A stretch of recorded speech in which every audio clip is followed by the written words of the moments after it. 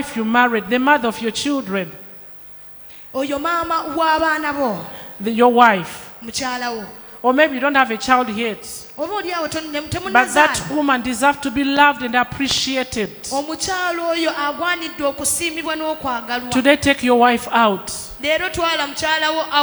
Even if you don't have money, buy a cup of tea. Buy a bottle of water and just tell her, I love you. Men in Africa, you don't have love. You are not romantic at all. You just move marriage. You say, she knows I love her. She knows. That's why I married her. We don't know it. We want to hear it every day. What do you lose by telling your wife, I love you? That word alone, it will make us to cook for another 15 days.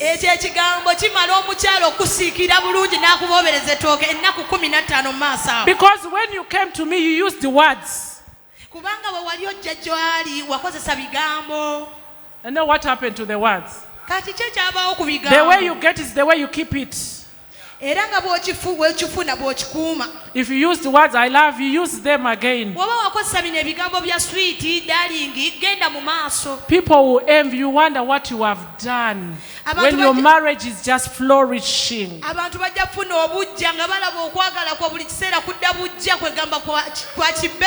Because you have just loved that woman. Sweet 16 has